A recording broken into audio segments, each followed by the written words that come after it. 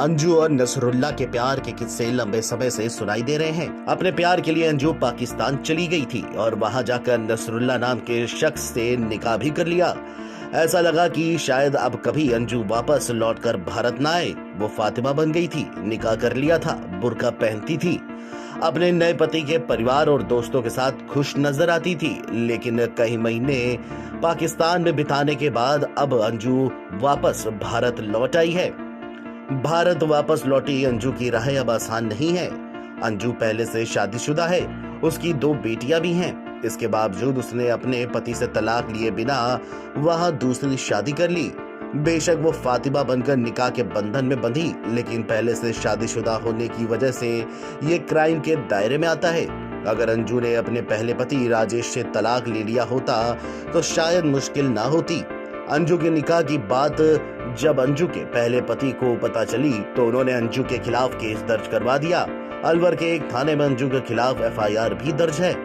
जब तक अंजू पाकिस्तान में थी इस एफआईआर से उसका कुछ नहीं बिगड़ रहा था, लेकिन अब वो कानून के दायरे में है। इसके अलावा एक और चीज जो अंजू को लगातार वापस लौटने के बाद फेस करनी पड़ रही है वो है सुरक्षा एजेंसियों की पूछताछ। जाहिर सी बात है कि वो पाकिस्तान से लौट कर आई है। ये देश की सुरक्षा के मामले में सवाल खड़ा करता है। जब पहले अंजू यहाँ से पाकिस्तान गई थी तो उसके पास सिर्फ 1 महीने का वीजा था, लेकिन पाकिस्तान में रहकर उसने इस वीजा की अवधि को 5 महीने तक बढ़ा दिया। एनआईए लगातार इस मामले में अंजू से पूछताछ कर रही है।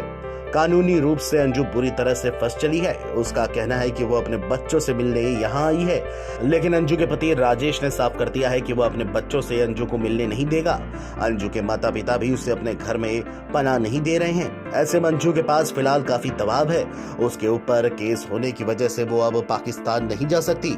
दूसरी बात यह भी है कि वाकई अगर अंजू अपने बच्चों से प्यार करती है और उन्हें अपने साथ रखना चाहती है तो नसरुल्ला से रिश्ता तोड़ना ही पड़ेगा।